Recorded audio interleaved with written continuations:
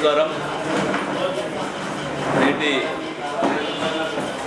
ఈ పత్రికా సోదర ముఖంగా చెప్పదలుచుకున్న విషయం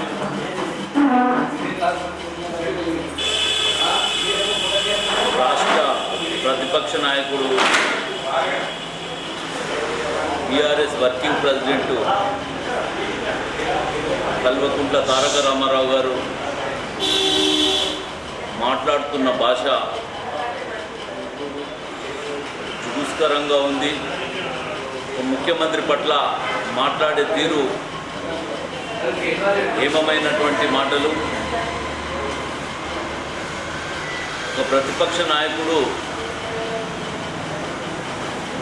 ఆలోచనాత్మకంగా నిర్మాణాత్మకంగా ఇవ్వాల్సిన సూచనల్ని అత్యంత హీనమైన భాషతో మాట్లాడడం మనకున్న ప్రతిపక్ష నాయకులు ఎంత దురదృష్టమో ఈ సందర్భంగా తెలుస్తుంది. ఈ రాష్ట్రంలో నాసిరకమైనటువంటి నిర్మాణాలు చేసి ప్రభుత్వ ధనాన్ని వృధా చేసి నిరుపయోగంగా ఉంచి వాటిని నీళ్లు మళ్ళీ వాటితో ఆపి ఆ ప్రాజెక్టును పూర్తిగా కొట్టుకుపోయే దిశగా తయారు చేసి ఈరోజు వాటి ద్వారా ఎత్తిపోతల్ని చేయండి, ఆ నీటిని ఆపండి అని చెప్పేసి తప్పుడు మాటలు చెప్తూ ప్రజల్ని తప్పుదో పట్టిస్తున్నటువంటి దుర్మార్గులు మాజీ మంత్రి నిరంజన్ రెడ్డి గారు కానీ ప్రశాంత్ రెడ్డి గారు కానీ మాట్లాడుతున్న తీరు అత్యంత హేమనీయంగా ఉంది. మరి రాష్ట్ర ప్రభుత్వం రేవంత్ రెడ్డి గారు ప్రజలకు వ్యవసాయదారుల పట్ల ఎంత చిత్తశుద్ధి ఉన్నదనేది మొన్నటి రైతు బంధు కానీ వరికి 500 రూపాయల బోనస్ కానీ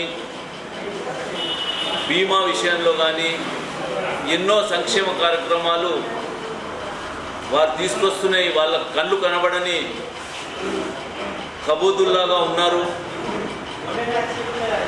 ఆయన చిత్తశుద్ధి ఏందనేది ప్రజల వద్దకు వెళ్ళి తెలుసుకుంటే బాగుంటుంది. కృష్ణా గోదావరి బేసిన్లో కేసీఆర్ చేసిన మోసాన్ని మొన్నటి రైతు భరోసా ముగింపు సభలో రేవంత్ రెడ్డి గారు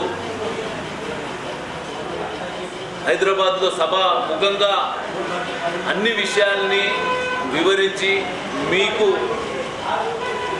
చర్చించి ఆలోచన ఉండి సరైన సూచనలు ఇచ్చుకోవడానికి మీరు చేసిన మోసాలని అసెంబ్లీ సాక్షిగా మేము వివరిస్తాం. మీరు వచ్చి అసెంబ్లీకి రమ్మంటే ఏదో ప్రెస్ క్లబ్కి వస్తాం, రోడ్డు మీద మాట్లాడతాం, చిల్లర మల్లరగా మాట్లాడే ఇలాంటి ప్రతిపక్ష నాయకులు మనకు దొరకడం దురదృష్టకరం. ఇప్పటికైనా మా రేవంత్ రెడ్డి గారు సవాలు విసిరారు. ఆ సవాల్ని స్వీకరించి అసెంబ్లీకి రండి. వారు ఏ అభివృద్ధి చేశారు, రైతుల పట్ల ఏ చిత్తశుద్ధి చేశారు ఏంటి అనేది కులంకషంగా వివరిస్తారు. అలాగే గోదావరి బేసిన్లో ఏదైతే ఈ బంకచెర్ల ప్రాజెక్టు పట్ల మీరు చేస్తున్నటువంటి తప్పుడు ఆలోచనలని ప్రజలకు అసెంబ్లీ సాక్షిగా తెలియజేయడానికి సవాల్ విసిరినప్పుడు ఆ సవాల్ని ధైర్యంగా స్వీకరించి మాట్లాడాలి. కానీ చిల్లర మల్లర మాట్లాడుతూ ఈ ప్రజల్ని తప్పుదోవ పట్టించడం అత్యంత హేమమైనటువంటి చర్య.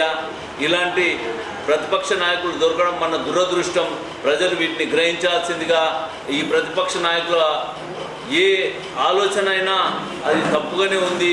ఈ కాంగ్రెస్ ప్రభుత్వాన్ని బద్నాం చేసే కార్యక్రమం తప్ప ఇంకోటి లేదు. నిర్మాణాత్మకమైనటువంటి సూచన చేసే పరిస్థితుల్లో లేరు. వారు కాంగ్రెస్ ప్రభుత్వం ఏదైతే చేస్తున్న సంక్షేమ ఫలాన్ని ప్రజలకు అందుతున్నాయో వాటిని జీర్ణించుకునే పరిస్థితుల్లో లేరని ఈ సందర్భంగా తెలియజేస్తుంది.